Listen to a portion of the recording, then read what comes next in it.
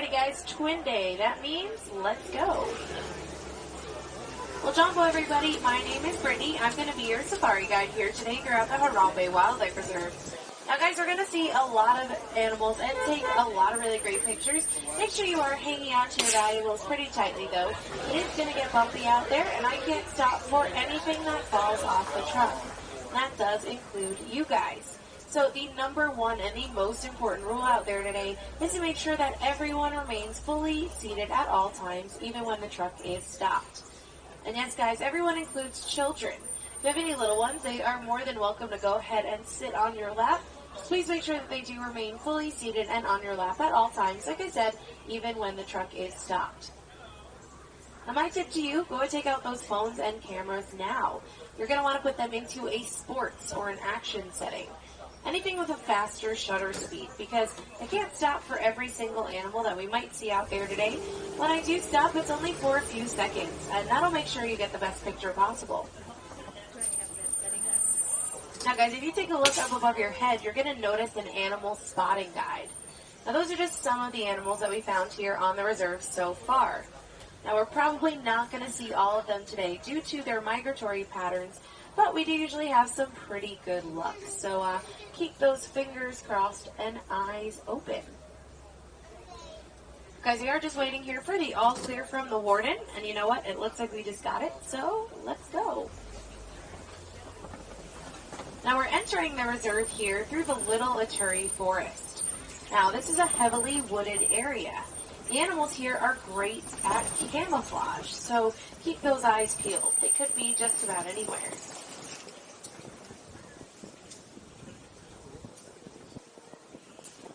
And you know what? The first animals we'll see are over here on our left-hand side. Those orange animals are bongos. They're known as the ghost of the forest because they're rarely seen. They're also critically endangered, so it's really cool we get to see them out here today. Now on our right-hand side, you'll see that brown animal with the striped legs. That is the okapi. Now a lot of people think that they are related to zebras, but they're actually the only known relative of the giraffe.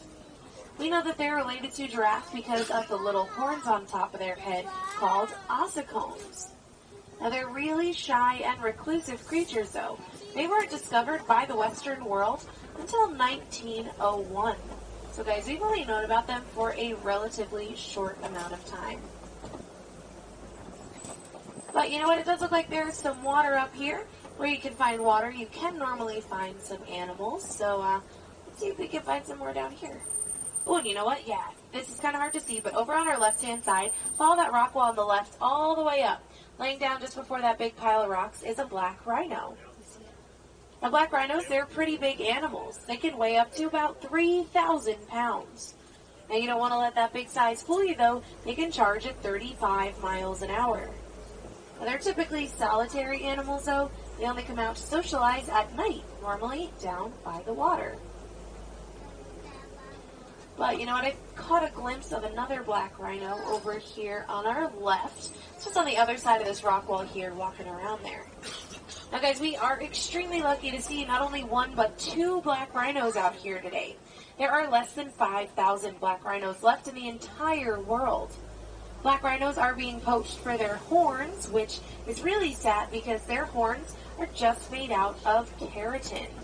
And if keratin sounds familiar to you, that's because it's the same exact stuff that makes up our hair and fingernails. So there is more than enough of it already here in the world. But guys, the water level here is rising.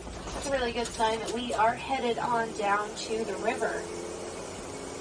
Now at the river, you're going to want to keep your eyes out for hippos. Now the word hippopotamus translates to river horse. So this is the perfect place to find them. Now hippos, they'll travel in a group. And a group of hippos is known as a float. Each hippo can weigh up to about 5,500 pounds. Oh, and you know what? It looks like there's a hippo, two hippos over here on our right-hand side. Oh, and you know what? The rest of the float is over here on our left. Now, a lot of people think that hippos swim through the river, but they don't. They kind of sink like a rock down to the bottom of the river, and they walk across it. They can hold their breath for about 8 minutes at a time. Now those white and gray birds there on the island are pink-backed pelicans.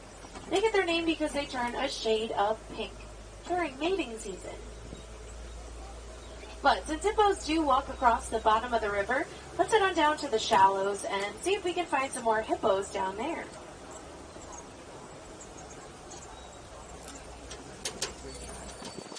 Oh, it looks like there's actually some hippos sunbathing over here on our left-hand side.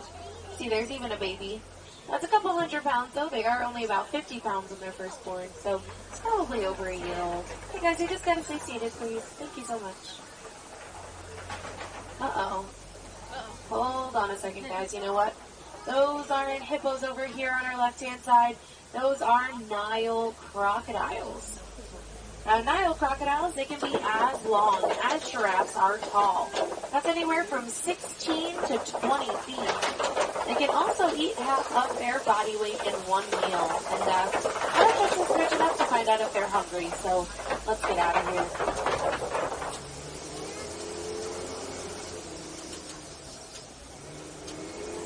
Alright, now guys, we had some pretty awesome luck in the forest and at the river, but I think now is a good time to check out a completely different ecosystem. You never really know what interesting things we might find down there.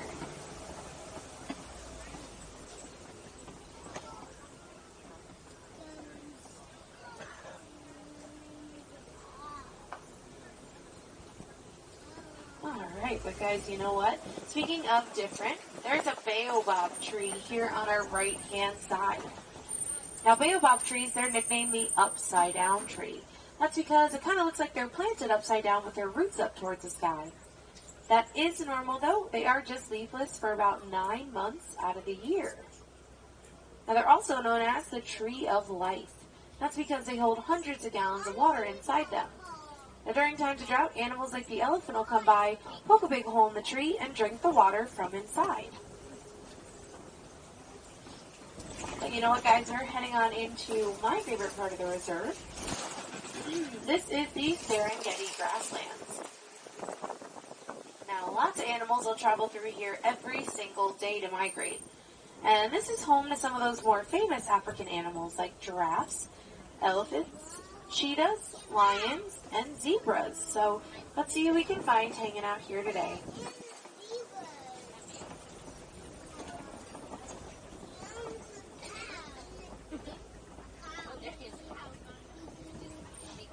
Now guys, I don't see much quite yet, but if you take a good look around, you're going to notice that a lot of the trees here are trimmed to about 20 feet.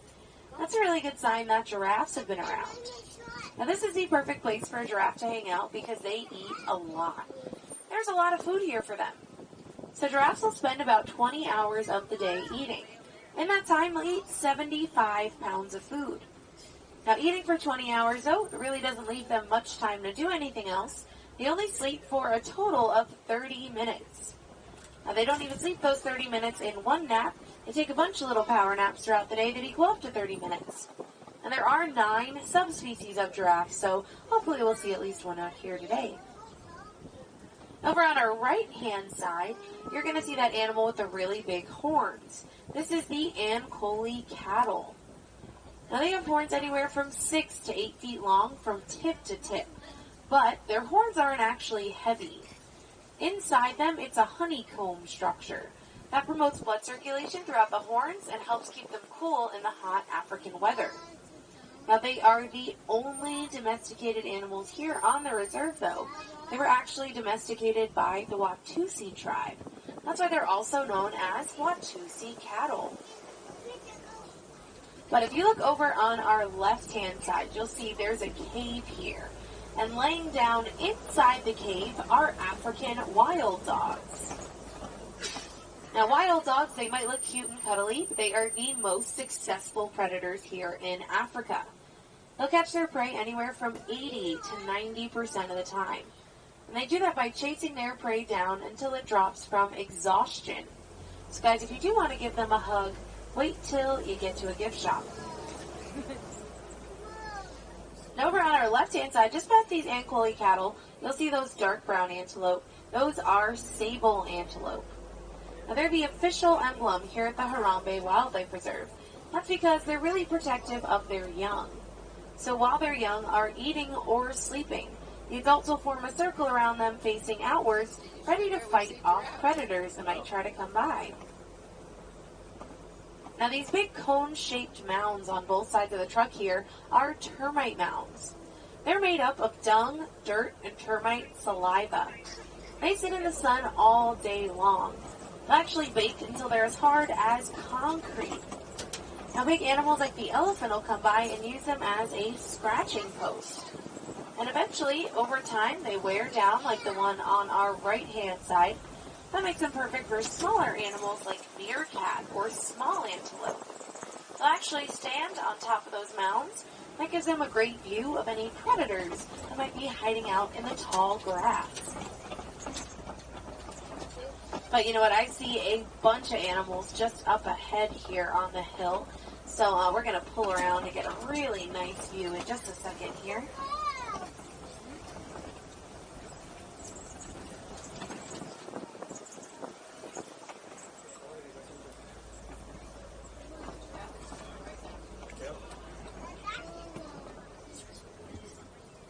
Now over on our right-hand side, you'll see these small tan antelope.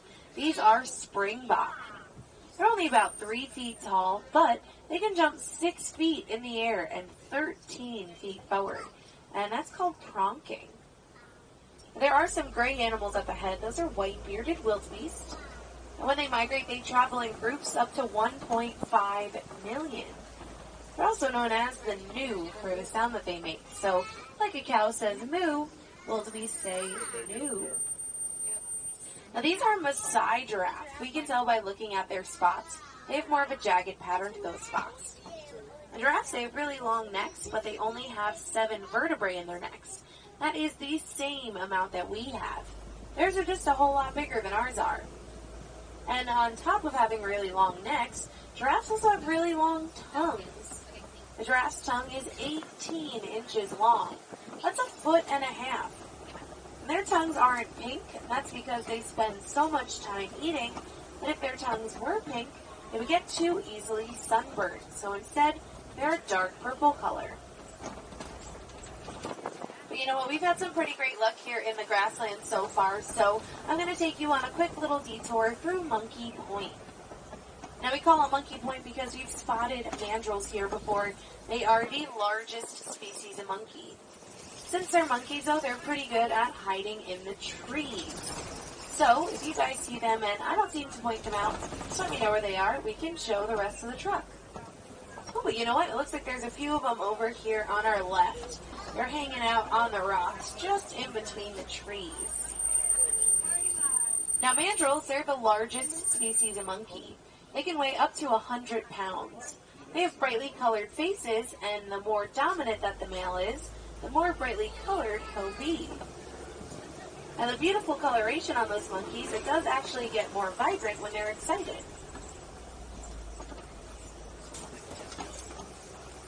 But you know what, guys? It looks like there's an elephant over here on our right-hand side. Now this is probably a male elephant. We can tell because he's here by himself. So the females and the calves, they're the ones that stick together and make up the herd. Once the males are considered an adult, that's around age 13, they'll go off on their own. Now my friends, something that I have learned from giving all of these safaris is when you can find a male elephant, that does normally mean that the females aren't all too far away. So I'm hoping that if we head on down this way, we might have some luck finding a herd.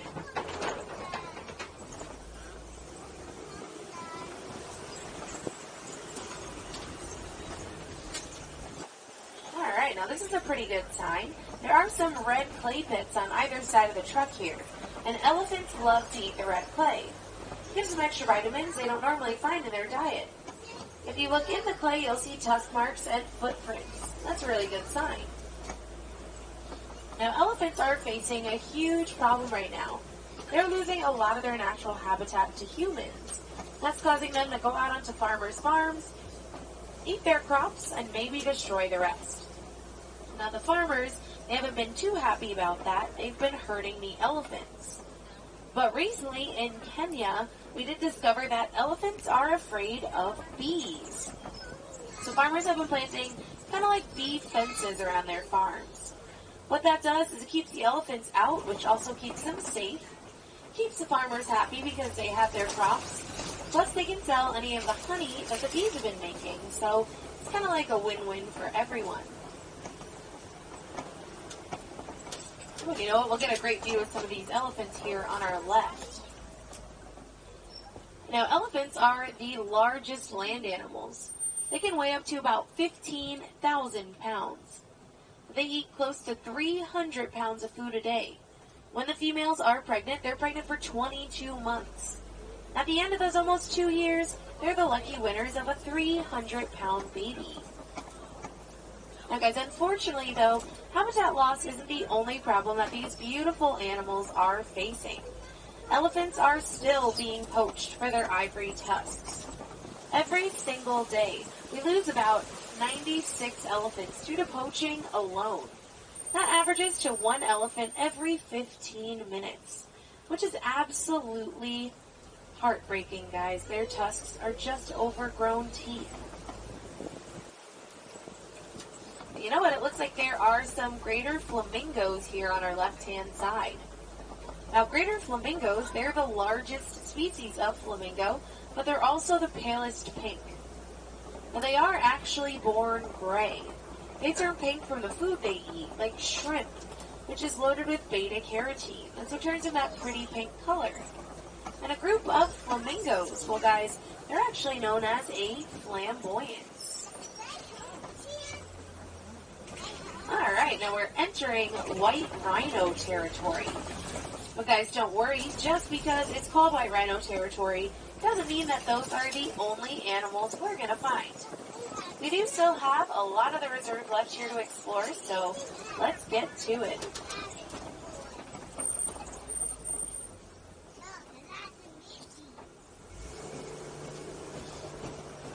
Now, you know what, guys? I don't see white rhinos just yet, but there is a fresh mud pit here on our left-hand side, and white rhinos absolutely love the mud.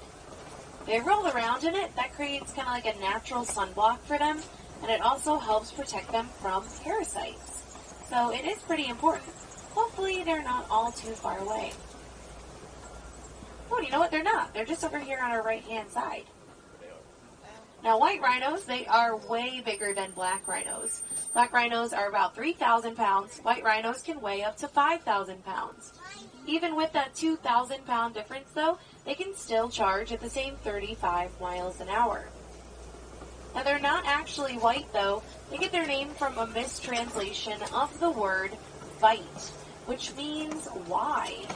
It's because they have a wide upper lip and mouth. A group of white rhinos, they're actually known as a crash of rhinos, and I think that's pretty funny because they have really bad eyesight. But you know what? It looks like there's a copy rock formation up ahead here. Oh, there's some more white rhinos over here on our left. But you know what? There's a lion laying down on the edge of the rocks here, all the way down. There we go. Now, the reason that lions love these rocks is they'll lay on top of it, which gives them a great view of animals crossing by, and it's also a pretty great place to take a nap. Now, lions love to sleep. They're inactive for about 20 hours of the day. They're only active for 4 hours. That's at nighttime. That's when they go out and do all of their hunting. Now, the females, they're the ones who do the hunting, though. The males stay home and watch over the cubs. If you do ever want to say the word lion in Swahili, it's really easy. It's Simba.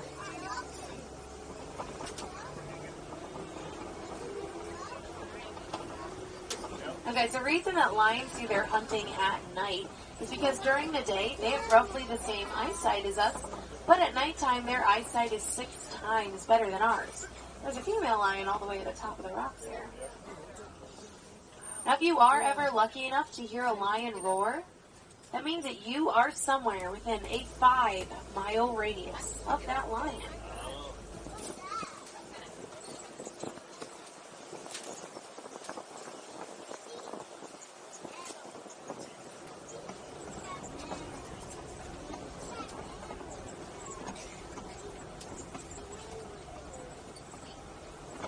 Over on our right-hand side, you'll see that dark brown antelope there. That is the bontebok. Now, at one point in time, there were less than 20 bontebok left in the entire world. Now, local farmers, they were really alarmed by those numbers, so they kind of just threw up a fence around them and hoped for the best. And luckily for them and for us, it actually worked. Their numbers are thriving on reserves like the one we're on today. Now, there were some eggs back there too, and those were ostrich eggs. Now, they are pretty big. You can fit about 12 to 2 dozen chicken eggs inside of one ostrich egg. And the shell is so tough, you could stand on top of it and it wouldn't even crack. But guys, you know what? I don't suggest doing that though. You don't want to mess with a mama ostrich who can run at about 40 miles an hour when this truck only goes 8. Oh, but you know what? Over here on our left-hand side, you'll see a scimitar horned oryx. Now guys, we are extremely lucky to see one out here today. They are extinct in the wild, but thanks to conservation efforts and reserves, we're lucky enough to experience these beautiful animals. Now they are desert dwellers. They get most of their water intake from the vegetation that they eat. They can last 9 months without a single sip of water. They also don't sweat until their body temperature reaches 115 degrees Fahrenheit. But my friends, you know what? We had some awesome luck out there today. We saw lots of animals, and I hope you guys all saw your favorite. Now, you're probably wondering what you can do to help. And the easiest, most immediate thing you can do right now is head on over to any merchandise location and donate to the Disney Conservation Fund. Now, Disney will actually match your donation dollar for dollar, cent for cent, and all those proceeds go directly towards helping these beautiful animals. Now, another thing you can do is by recycling. Now, we all know to recycle our paper and our plastic products. You can also recycle your electronics. Now, inside those electronics, there's a mineral called coltan. That's actually mined for in the natural habitat of some of your favorite animals like elephants and gorillas. So just by recycling the old electronics you don't even use anymore, you can help cut back on the deforestation of their natural habitat. And guys, it does make a huge difference. But my friends, you know what? Time really does fly when you're having fun. We are headed off the reserve and back to the Warden Post. Now, I hope you guys enjoyed your safari here today. I certainly enjoyed having you. Again, my name is Brittany. No two safaris are ever the same. We have the animals to thank for that, so come back and visit us anytime. Now, here in Harambe, we really don't like to say goodbye. Goodbyes are far too sad and far too final. So instead of goodbye, we say Kwaherini, which means go well. So Kwaherini friends, go well, go wild. Don't go too wild. It's a family jungle out there.